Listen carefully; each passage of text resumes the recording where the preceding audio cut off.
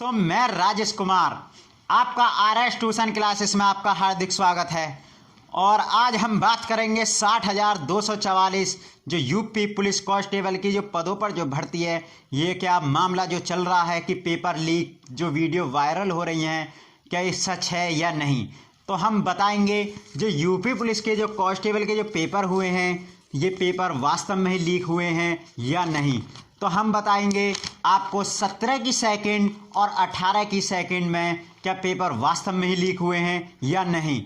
तो मेरा कहना है, हम अभी ये भी नहीं कह सकते कि पेपर लीक हुआ है और ये भी नहीं कह सकते कि पेपर लीक नहीं हुआ है। तो हम सबसे पहले बताएंगे आप लोगों को कि जो पेपर हुआ लीक का मामला जो चल रहा है, वो कुछ बच्चे कह रहे हैं, एक ऐप है टेलीग्राम पर जो 17 तारीख की सुबह ही 8:41 पर बताया जा रहा है कि पेपर टेलीग्राम पर पहले ही वायरल हो रहा था, पर करें क्या, वो शिफ्ट 17 की फर्स्ट थी और पेपर का जो वायरल जो हो रहा था वो 17 की शाम का हो रहा था। ऐसे ही बताया जा रहा है 18 की शाम का, जिसमें पेपर अभी तक भी ये मामला आमने सामने नहीं आ रहे हैं। तो हमारी जो आज कल रात इसमें एक जांच गठित कमेटी की एक टीम बनाई जा रही है और उसमें आपको रिस्पांस मिलेगा कि क्या इसमें जांच सही होगी या नहीं। तो सबसे पहले मेरा कहना ये है कि आपका ये जो मामला है पेपर लीक का, वो सामने आएगा निकल कर या नहीं। तो मेरा जो कहना है मैं आपको बता दूं, जो 17 की शिफ्ट फर्स्ट का भी सामने आ रहा है, उसमें भी पेपर लीक हुआ है और 17 की शाम में भी और 18 की शाम में भी। सबसे बड़ी बात तो ये है कि यूपी में सबसे बड़े धांधलेबाजी पेपर लीक की होती है। तो मेरा कहने का मतलब ये है कि आपके सामने जो भी आ रहे हैं निकल कर paper leak paper leak paper leak, क्या री एग्ज़ाम करने की भी कोशिश कराई जा रही है। और आपको हम बता दें, एक सिकंदराबाद से अभियान चलाया जा रहा है 21 फरवरी समय 11 बजे से, जो कि लखनऊ चलो पैदल यात्रा का वो टाइम भी बता दिया है कि 11 बजे, और लखनऊ सिकंदराबाद बाईपास से लखनऊ तक पैदल यात्रा रहेगी कि पेपर लीक की और री एग्ज़ाम की मांग को लेकर भी, जिसमें हम बताएं कि कुछ बच्चे ये चाह रहे हैं कि पेपर दोबारा हो और कुछ बच्चे ये चाह रहे हैं कि पेपर दोबारा ना हो। कोई किसी के बताए जा रहे हैं 140 क्वेश्चन सही, किसी के 145, किसी के 146। जो ईमानदारी के हैं वो पेपर भी हम बता रहे हैं ना ही ज़्यादा हार्ड था। कांस्टेबल के लेवल से देखा जाए तो पेपर ना ही हार्ड था और ना ही बिल्कुल वो था कि इजी था।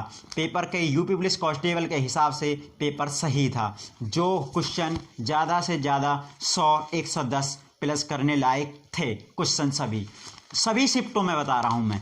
और हम बताएं आपको, जो पेपर लीक के मामले जो चल रहे हैं वो कुछ अफवाह भी हो सकते हैं, जिसमें बताया जा रहा है एक सन्नी लियोन का मामला भी आ रहा है, जिसमें एक धर्मेंद्र नाम का छात्र है, उसकी जो फ़ोटो है एडमिट कार्ड पर सनी लियोन का फ़ोटो भी आ रहा है। इसमें जांच चल रही है कि उसका फ़ोटो कैसे लगा। और भर्ती बोर्ड ने बताया है कि लॉगिन और पासवर्ड सभी एक दूसरे के पास भी थे। हो सकता है उसने ना करा हो, किसी और ने उसके छात्र के सनी लियोन का फ़ोटो लगाया हो। अभी नेत्रीन के बहुतों के फ़ोटो लगाए जा रहे हैं, जो चर्चा में आया है अभी वो सनी लियोन का फ़ोटो आया है। तो मैं आपको बता दूं कि जैसा ये पेपर 2018 में भी लीक हुआ था और उसमें भी री एग्ज़ाम हुआ था, तो आप सभी क्या चाहते हैं कि री एग्ज़ाम हो या नहीं। जिसका स्कोर अच्छा है, कुछ लोग तो ये चाहते हैं कि री एग्ज़ाम ना हो, जिसका स्कोर अच्छा नहीं है वो चाहते हैं कि री एग्ज़ाम हो। तो मैं आप सभी से निवेदन करता हूं कि जैसा भी आप सोच रहे हैं कि पेपर चारों ही शिफ्ट का लीक हुआ है या 2 शिफ्टों का या 3 शिफ्टों का, अगर पेपर हो तो चारों ही शिफ्टों का हो या पेपर नहीं होना चाहिए।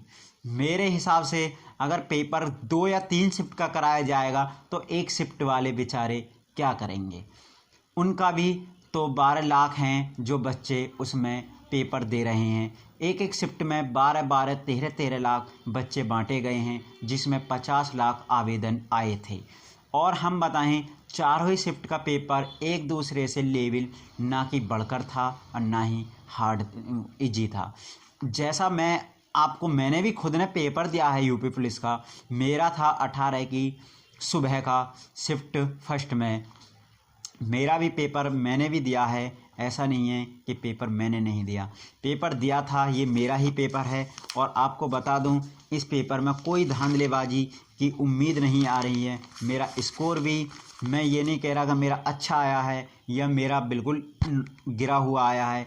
तो मैं बता रहा हूँ आप सभी से कि पेपर अगर री एग्ज़ाम की बात आए तो री एग्ज़ाम होना है तो चारों ही शिफ्टों का होना चाहिए। अगर री एग्ज़ाम ना हो तो किसी भी एक शिफ्ट का नहीं होना चाहिए।